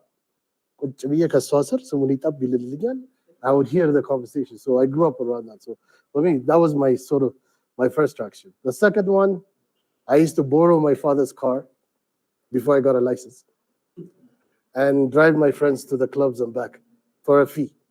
And my girlfriend was my agent. You put a deposit on Thursday, Friday evening. I pick you up. I drop. This was before texts, Wi-Fi, If I told you I had to be there at 7, you're there, you're there. If you're not, I keep the money. So I was Uber before Uber was Uber. So that was it. What type of businesses you find interesting? Right now? So right now we're looking at, actually I want to share this with you guys. I've never shared it with anybody in public. We're looking at franchising. So I don't know if you guys know what franchising is. So franchising is essentially a proven business that you buy into. So rather than starting your own cafe, you would go to Caldi's, you will pay a fee, and they'll come and set up a Caldi's for you in a location of your choice. That way, the business is already proven. You don't have to do business plan, you don't have to do branding, you don't have to do selling, you don't have to do marketing. People know Caldi's. The day you open your door, they'll walk in, right? So it's the easiest way to provide people with, entrepreneurs who are not really entrepreneurs to become their own business people. So McDonald's is probably the biggest franchise in the world, right? And there's a movie called The Founder. You guys watch it. Like, it changed my life. So The Founder is about this guy who finds this burger place, talks to the owners and says, please let me take this and grow it, right? And then after some time, they said, okay, go ahead. So he builds these different McDonald's all over, and he runs out of money. So the next thing he thinks of is, why don't I just offer a franchise? So anybody could just pay him a fee. So when you open a McDonald's, everything is done for you. The uniform, the branding, the location, the fit. The best I can tell you is like Burger King or Pizza Hut. It doesn't matter where in the world you go, the Burger King is the same. Pizza Hut is the same, right? So I'm thinking, what does a franchise look like in the Ethiopian context? What can we create so that we can give young people an opportunity to own their businesses rather than, there's a lot of money being spent on training entrepreneurs. You can't train entrepreneurs. You can't train someone to drive a car and then not be able to give them the opportunity to own the car, right? So for me, franchising is an opportunity where we will prove a concept, and then for a fee, we'll give people that franchising opportunity. So like, you think about it, there's like, all over the country, every single village, there's one service that works with Jowit. Every single neighborhood, every single village has what? Waf Jowit. Why? Because there's a service that's needed, right? I'm thinking, what is the digital version of Waf Jowit? What is the marketing? What is the manufacturing side of Waf Jowit? Service side of Waf Jowit? So that's my new kana. That's like, so I want to create like 100,000 franchisees in Ethiopia over the course of the next couple of years. That's my, and then they make money, I make money. I'm not charity. So for every burger they sell, I make up. So as it has to be, that's the only way it works is they're making money, I'm making money. We're both making money. So እነሱም ጠዋት ተነስተው አዲስ እንዴት አደርክ ይላሉ፣ እኔም ደግሞ እንዴት አደራችሁ ይላሉ። We both make money, right?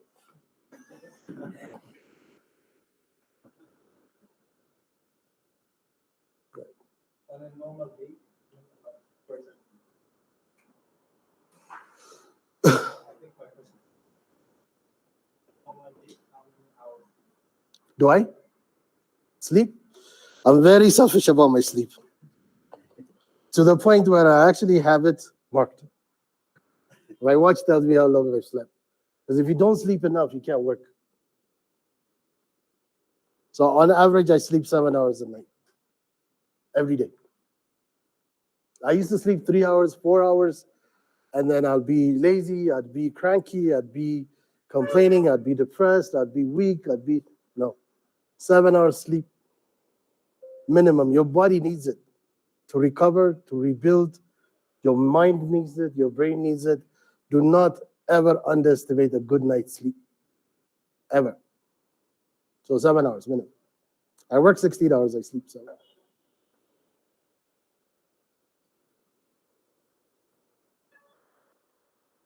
If there are no questions inside,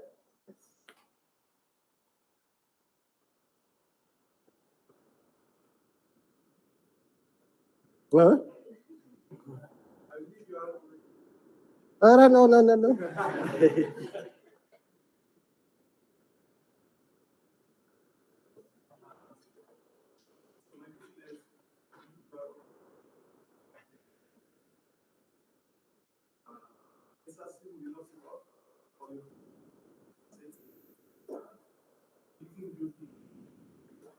Oh, yeah. How would you start? I would charge you 100 birr for this. Each. You would pay me, I don't know. Yeah, the basar birr in Jabbar. No, I mean, there's always the way to start. There's always, like, you guys do not understand. You're probably in the best country in the world to start a business. Because a business is simply solving a problem. But do not overcomplicate it. Do not complicate it. Problem, solution, money. But that's it. That's it. Like bonnet, just do not. Just find a problem. And it could be a very small little problem, but find it. Be that solution. Charge money for it. Scale. That's it. Like, simple. Somebody figured it out and they made a check. So this is like, and this country has a problem of, like, come on. Problem, because you stole the bubble. There's a ton of problems. A ton of problems. I have one problem that I hope you guys can solve. Challenge for everybody. Free. So, like when you pay Telebur, CV, and then they have to come and take a picture of the internet, find a solution. Find a solution so somebody doesn't have to take my phone, and then I'm like, they only do that here. So find that solution. Easy Pay is coming. Find that solution. Find the solution where we can pay the parking guys digitally. We can pay, Zavanyo Chunum, Miskino Chunum digitally. Find a way. I just gave you $1 billion idea. Give me equity. I'm a specific. Thank you. If somebody keeps business ideas, what community like to first? What's that? Somebody keeps business ideas, what minimum requirements do you like to what's it? I don't have a minimum. We're talking about financials. Gazam no batara or is idea? You just have to prove to me that there's a problem, a real problem that you could solve, that somebody else hasn't done, number one, that the problem can scale. So I'll give you an example. Maybe 6 years ago, somebody developed an app that basically told you where benzene is. So you don't have to go around the city looking for benzene, right? And I was like, it's not something I would invest in because it's a very short-term problem. Do you understand? It's only a short-term problem, and it's only a problem here. I want something that can go at least beyond the borders. And there's only 200,000, 300,000 cars in this country, private cars. So it's a very limited solution. And out of the 200,000, how many of them would download the app and use it? So Gabale, like, you have to really think about that problem needs to scale. That problem needs to, like the guy, the scheduling application that I use is called Calendly. It was started by a Nigerian.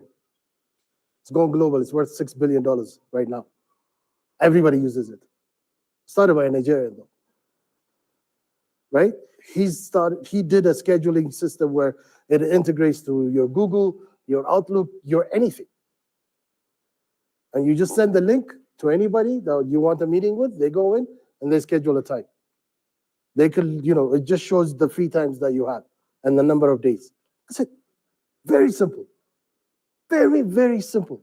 But he charges what? $8, $10 a month. He's got millions of people that are willing to pay him $10 because it takes care of their scheduling problem. Right? So find that, take your time finding the problem and spend a lot of time with people that are not like you. And listen. Just random conversations, cafes, minibus, bus, restaurants, church, anywhere. So for 1 month, just write down problems. Write it down.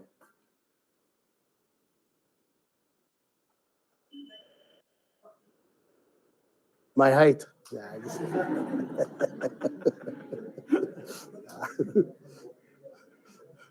no, I mean, I have the ability to get along with people. Everybody has a gift. That's my gift. I can get along with anybody. I don't judge people. I'm like this all the time. I'm like this.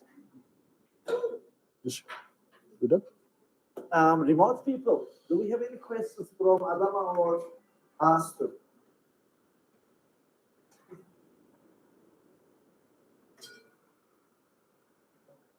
Okay, looks like we are good there.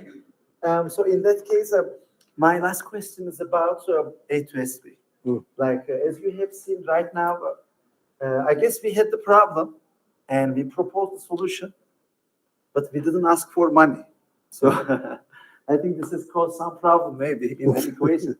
But like, what would you recommend, seriously? Because there is so much talent. Like, you see this is the 5th generation. We have seen 4th generation, 3rd generation. This is like an iceberg, I say. So, yeah, I think what you guys have not done and is promote yourselves as much. I think there needs to be a team that does digital marketing on a serious note. You guys have cameras, you're recording. Your best ambassadors and your best salespeople are your previous students that have gone on and have done amazing stuff, right? Those are your best students. Those ones will talk about you guys to the point where clients will come knocking on your door. You want to be able to make sure that all of these kids, the ones that are now working on their own stuff, have something to do the day they graduate or even before they graduate. You want to be able to solve real world problems while they're, there's no reason why they can't be in the group solving real world problems for startups outside or even multinationals outside, right? So I think you're too shy. Stop being shy. So honestly, stop being shy. Start showing off. Start saying we're the best. Challenge other schools. Say, you know what I mean? Like, just do it because for me, I had to peel an onion to get to this. Do you know what I mean? Like, who are they? What do they do? I hear, and then you disappear. You show up on my LinkedIn, and then you disappear. Like if I hadn't sat with you on that panel that day, you're out of my head. Context. Yes. So, but Alex, come here, and like, come on, make noise, make real noise. You see? Don't be shy. You guys are amazing. Just like know it and show off. Simple. Stop being Ethiopians for a minute. All right. Thank you. Thank you very much.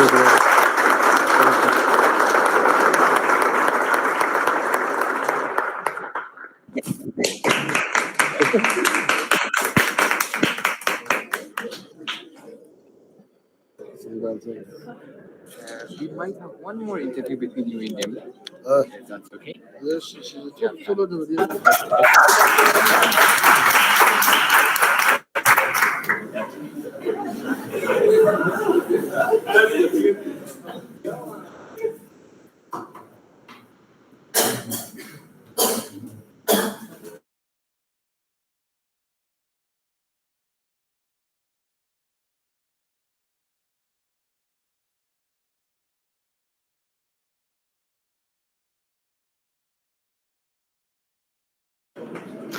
Hello, guys. So, thank you for attending this amazing session. It was a very insightful session. Have never had a chance that this number of people became this quiet for was a very amazing one. Thank you for being here. I hope you guys have learned something, and there is some, I wouldn't say paradigm shift, but hopefully some paradigm shifts, and we'll be seeing some unicorns in the future from this. I say this includes Asu and Adam as well. Thank you for being here. Have a good rest of your day. See ya. Okay, bye guys.